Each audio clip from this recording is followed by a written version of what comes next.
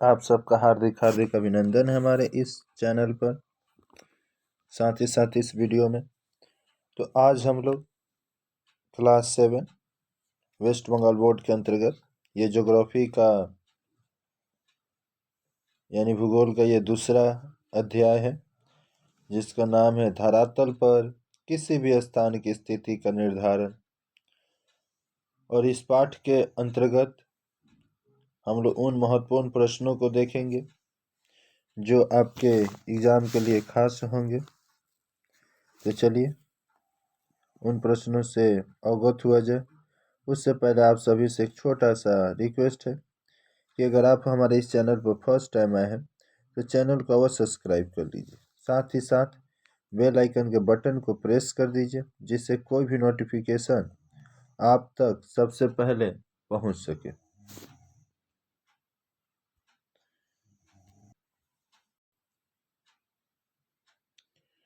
तो देखिएगा, ये विस्तृत उत्तर वाले प्रश्न हैं जो कि पूर्णांक 5 के हैं।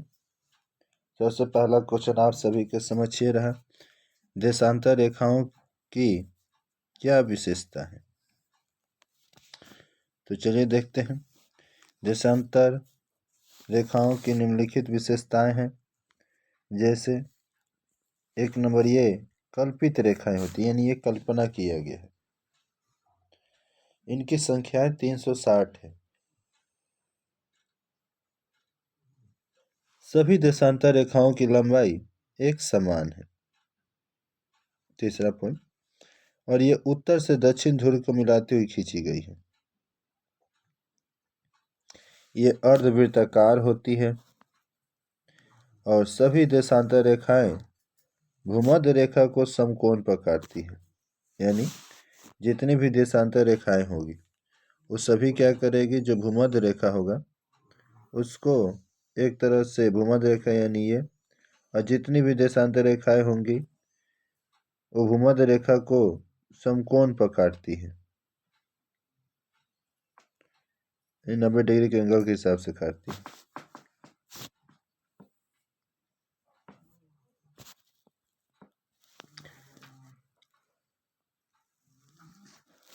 और ये समानांतर तो नहीं होती है, पर ध्रुवों की ओर इनकी आपसी दूरी कम होती चली जाती है, यहाँ तक कि ध्रुवों पर सभी देशांतर रेखाएं मिल जाती हैं। और 8वां नंबर, ये अलग अलग देशांतर रेखाओं का स्थानीय समय अलग होता है, और लेकिन देशांतर रेखा पर स्थित सभी स्थानों का मध्यमा काल एक साथ होता है। इसीलिए उनका स्थानीय समय ही एक समान होता है। अब आइए दूसरा क्वेश्चन, किसी भी स्थान के देशांतर रेखा को कैसे मालूम करें। तो बोले किसी भी स्थान का देशांतर ज्ञात करने के निम्नलिखित कुछ विधियां हैं। जैसे कि पहला है समयांतर, यानी समय में जो होगा अंतर, उसके द्वारा भी प्रति 1 डिग्री देशांतर पर 4 मिनट का अंतर पड़ता है। यानी 1 डिग्री देशांतर को अगर आप पार कीजिएगा तो 4 मिनट का अंतर पड़ता है। और इस आधार पर दो स्थानों के समय में जो अंतर होता है उसे 60 से भाग देने पर जो प्राप्त होता है वह दो स्थानों के देशांतर में अंतर होता है। क्या समझे? यदि 1 डिग्री देशांतर के अंतर पर, मतलब 1 डिग्री देशांतर को पार करने में आपको 4 मिनट लगा, ठीक, और इस आधार पर दो देशांतर के बीच में कितना का अंतर हो रहा है, तो जितना का भी अंतर होगा ना, तो उसको क्या कीजिए कि आप 60 से भाग कर दीजिए। अब भाग करने पर जो प्राप्त होगा वह दो स्थानों के समय में देशांतर में अंतर होगा। यदि किसी स्थान का देशांतर दिया रहता है तो देशांतर को दिए हुए देशांतर से घटा देना या जोड़ देने से दूसरे स्थान का जो देशांतर होगा वो प्राप्त हो जाएगा। और जिस स्थान का समय अधिक होता है वह पूरब में, तथा जिस स्थान का समय कम होता है वह स्थान पश्चिम में स्थित माना जाता है।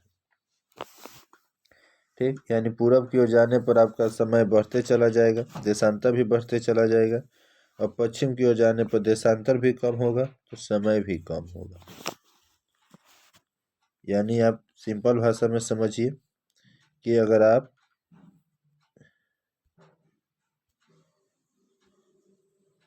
ये आपकी पृथ्वी है और इस पृथ्वी के बीच से ये हमारा मुख्य मध्याह्न रेखा है और यहाँ पर बताया था ये 0 डिग्री हो गया और यहाँ से देशांतर रेखा जैसे जैसे आएगी तो ये हमारा पूर्वी गोलार्ध है।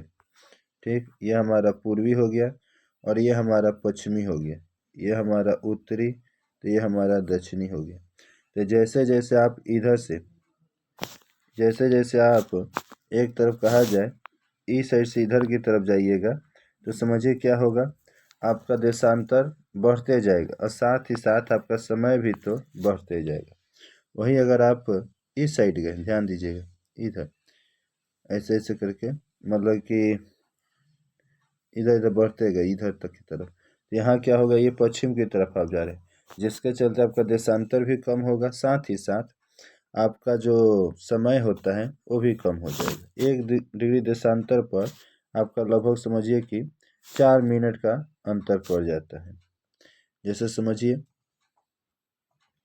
कि मानिए ये पृथ्वी है और इस पृथ्वी पर यहाँ पर 1 डिग्री देशांतर हुआ और यहाँ पर कोई देश, मतलब यहाँ पर भी कोई एक और देश है, तो यहाँ पर अगर समय मानिए कुछ और होता है, अगर 8:04 हुआ तो यहाँ पर इसके तुलना में तो पश्चिम में है, पीछे है, जिसके चलते 8:04 बोले तो यहाँ पर कितना हो जाएगा, 4 मिनट घटा दिया, यानी 8 बजेगा ये वाला एरिया पर। ठीक, फिर इसके आगे चले गए तो यहाँ कितना होगा, ये और पूरब में जा रहे हैं तो यहाँ हो गया 8:08, क्योंकि इसमें और एक देशांतर का अंतर तो इसमें जुड़ जाएगा, पूरब में जाइए तो जुटेगा, पश्चिम में जाइएगा तो घटेगा। आगे दिया है क्रोनोमीटर या मध्यकालीन सूर्य द्वारा। क्रोनोमीटर एक घड़ी है जो हमेशा ग्रीनविच का समय बतलाती है। जब किसी स्थान पर सूर्य की जो कोणिक ऊंचाई होती है सबसे अधिक होती है, तो ठीक जब सूर्य सिर के ऊपर चमकने लगता है तो वस्तु की छाया भी तो छोटी होगी, तो 12 बजे वह समय है जब सूर्य की कोणीय ऊंचाई सबसे अधिक भी होती है और सूर्य एकदम सिर पर चमकने भी लगता है, और इस समय कोई भी वस्तु की जो छाया होगी एकदम सीधा छोटा होता है, और उस समय ठीक दोपहर के 12 बजने का समय होता है।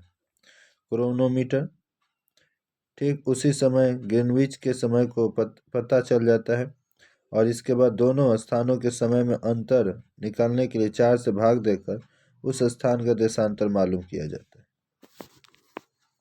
अगला क्वेश्चन दिया है कि भूगोल का अध्ययन ग्लोब में क्यों करते हैं। भूगोल का जो अध्ययन है वो ग्लोब से क्यों करते हैं। देखिए, ग्लोब पृथ्वी के सही स्वरूप प्रस्तुत करता है। जिस तरह से हमारी पृथ्वी है ना, उसी तरह से हूबहू ग्लोब भी देखने में लगता है। ग्लोब पृथ्वी का छोटा सा रूप माना जाता है। ग्लोब के बारे में लोगों की चर्चा है या लोगों का सोच है कि ग्लोब ही पृथ्वी का एक छोटा सा रूप माना जाता है, और ग्लोब के द्वारा हम पृथ्वी के किसी भी हिस्से का सही जानकारी प्राप्त कर सकते हैं। अतः ग्लोब पर जो पूर्व से पश्चिम तथा उत्तर से दक्षिण रेखाएं खींची गई है, उनके द्वारा हम धरातल के किसी भी स्थान की स्थिति की जानकारी आसानी से प्राप्त कर लेते हैं। 4 नंबर, किसी स्थान का निर्धारण किन किन विधियों द्वारा किया जाता है। तो किसी भी स्थान का निर्धारण अक्षांश और देशांतर रेखाओं द्वारा किया जाता है। अक्षांश रेखा और देशांतर रेखा के पारस्परिक मिलन बिंदु से ही पृथ्वी के धरातल पर किसी स्थान का निर्धारण होता है। आगे जाइएगा 5 नंबर, मानचित्र पर अक्षांश और देशांतर का किस प्रकार चित्रण होता है। तो मानचित्र पर अक्षांश और देशांतर रेखाएं एक जल की बाती दिखलाई गई है। अक्षांश रेखाओं की क्या विशेषता वर्णन की। अक्षांश रेखाओं की निम्नलिखित विशेषता आपको देखने को मिलेगा। पहला कि ये कल्पित रेखाएं हैं, ये भी कल्पना किया हुआ है, और ये इनकी संख्या 180 होता है, और ये पूर्ण वृत्ताकार होती है, और ये पूरब से पश्चिम की ओर खींची गई है, और ये एक दूसरे को समानांतर होती है और इनकी लंबाई एक समान नहीं होती।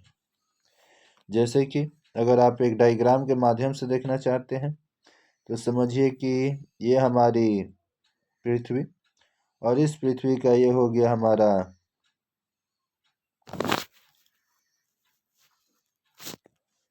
ये हो गया भूमध्य रेखा।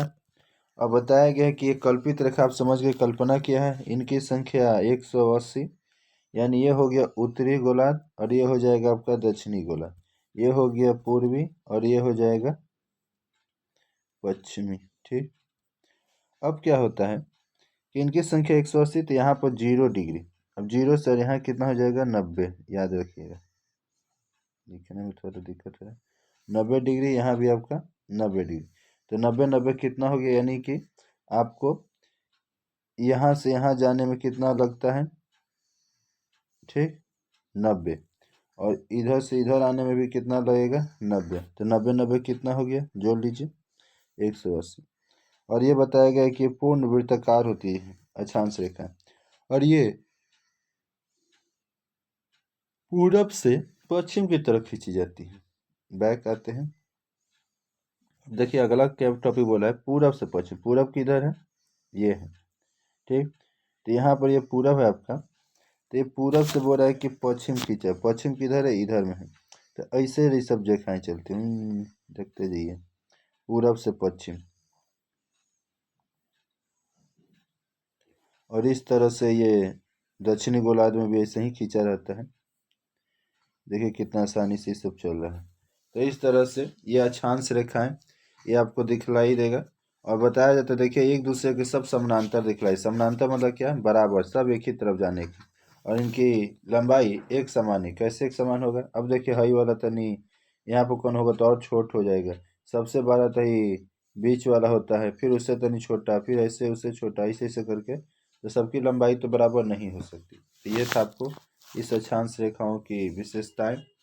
अब आइए पृथ्वी के किसी और जाने से पृथ्वी के किस ओर जाने से समय आगे हो जाता है, क्यों, तो पूरब की ओर जाने से समय आ गया। आपको इससे पहले ही हम डायग्राम में बताया कि देखिए पूरब की तरफ जाइएगा तो क्या होगा कि आपका एक तरह से जो पृथ्वी का गोलार्ध है, तो पूरब की तरफ आपको जाने पर इस साइड में, यानी कि आपको इधर जाने की तरफ, एक तरह से कहा जाए तो आपका समय आगे जाएगा, क्योंकि इस सबसे पहले सूर्योदय पूरब में ही होता है क्योंकि, और पृथ्वी के पश्चिम से पूरब की ओर चक्कर लगाती भी है। पृथ्वी का भी जो चक्कर लगाने की जो दिशा है वो पश्चिम से पूर्व है, और इसीलिए पूरब का हिस्सा सबसे पहले सूरज के सामने आता है।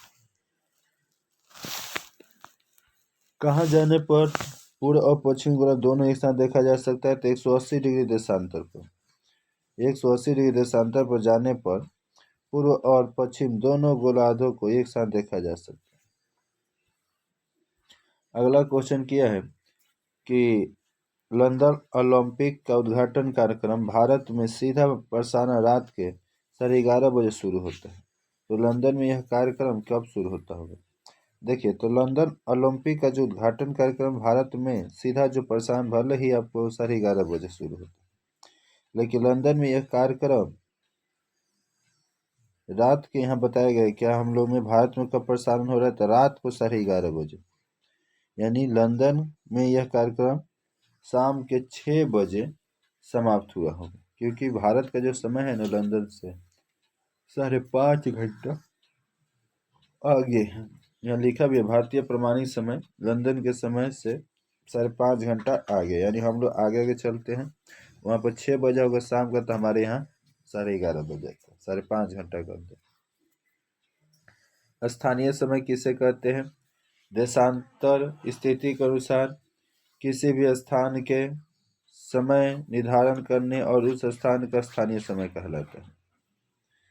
फिर भारत का प्रमाणिक देशांतर देखा क्या क्या समझते हो, 82.5 डिग्री को, 82.5 डिग्री जो पूरब में है वह स्थानीय समय सारे भारत का प्रमाणिक समय मानते, यानी यहाँ पर जो समय होता होगा वही पूरे भारत के लोगों की घड़ी में भी समय वही समय फिट किया जाता है। भारत का प्रमाणिक समय ग्रीनविच के समय से 5.5 घंटा आगे है। यदि कोई कार्यक्रम लंदन में शाम के 5 बजे शुरू होता है तो भारतीय टीवी पर 5.5 घंटा और उसमें जोड़कर यानी 10:30 पर प्रसारित है। इसीलिए लंदन में जब शाम रहता है तो भारत में रात रहता है। आगे क्वेश्चन, अक्षांश और देशांतर रेखाओं में क्या अंतर है? तो बताया गया है कि अक्षांश रेखा परस्पर समानांतर होती है तो वही देशांतर रेखा परस्पर समानांतर नहीं होती। वाह वाह। अक्षांश रेखा की परिधि ध्रुव की ओर चपटी होती जाती है तो देशांतर रेखा के मध्य की दूरी भूमध्य रेखा से सबसे अधिक होती है। अक्षांश रेखा का मान ध्रुव की तरफ बढ़ता जाता है तो भूमध्य रेखा से ध्रुव की ओर जाने पर दूरी घट जाती है। देशांतर में अक्षांश रेखाओं के मध्य भूमध्य रेखा सबसे महत्वपूर्ण रेखा है जिसका मान 0 डिग्री है। जितना भी अक्षांश होता है उसके मध्य भूमध्य रेखा, बीच में भूमध्य रेखा था जिसका मान 0 डिग्री है, सबसे महत्वपूर्ण होता है। उसी तरह देशांतर रेखा का मान मुख्य मध्याह्न रेखा से पूर्व या पश्चिम क्रम बढ़ता जाता है। अक्षांश रेखाओं कुल संख्या 180 तो वहाँ पर देशांतर का 360। अक्षांश रेखा कल्पना की गई है तो देशांतर रेखाएं अर्धवृत्त होती है। यहाँ पर आइएगा, आपको जीपीएस देखने को मिलेगा। तो बता रहे कि आखिर ये जीपीएस क्या है? Global positioning system. तो अफ्रीका के जंगलों में रास्ते से भटका यात्री अपने मार्ग कैसे खोजे? पर्वतों की आंखों में ओझल हुई पर्वत चोटी को कैसे ढूंढे? दिल्ली और मुंबई के बीच अत्यंत शुद्ध दूरी कैसे मापे?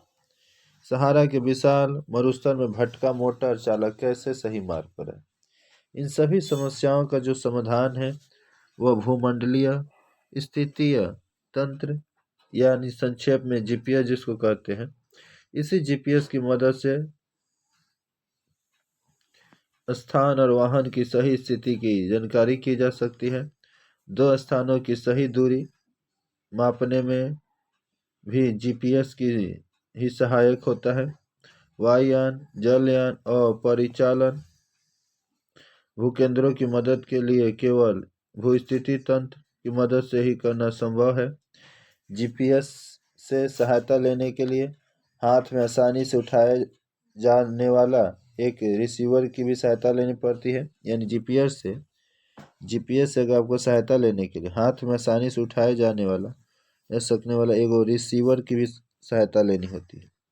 जैसे आप चित्र में देख सकते हैं, ये जीपीएस के रिसीवर है। इसी से आपको पता चलेगा कि आप किस दिशा और क्या जो भी है। यह रिसीवर में व्यक्ति की स्थिति, अक्षांश और देशांतर या किसी वस्तु से दूरी दिशा में प्रकट हो जाती है कि कौन से वस्तु से कितना दूर पर है। और अक्षांश और देशांतर अंश, मिनट और सेकंड से बताया जाता है। और इस प्रकार व्यक्ति, वाहन और अन्य वस्तुओं की स्थिति से लगभग सही प्रकट हो जाता है। तो इस वीडियो में इतना ही। फिर मिलते हैं किसी नए वीडियो में एक नए टॉपिक के साथ। तब तक के लिए जय हिंद, जय भारत, वंदे मातरम। ये वीडियो अगर अच्छा लगा तो वीडियो को लाइक कीजिए, साथ ही साथ अपने दोस्तों में इसको शेयर भी कर दीजिएगा जिससे कि उनको इस वीडियो का लाभ मिल सके। और इस वीडियो पर अगर फर्स्ट टाइम है तो चैनल को सब्सक्राइब और बगल में ही बेल आइकन बटन को प्रेस कर दीजिए। इस वीडियो को देखने के लिए बहुत बहुत धन्यवाद। फिर मिलते हैं नए वीडियो में एक नए टॉपिक के साथ। तब तक के लिए जय हिंद, जय भारत, वंदे मातरम।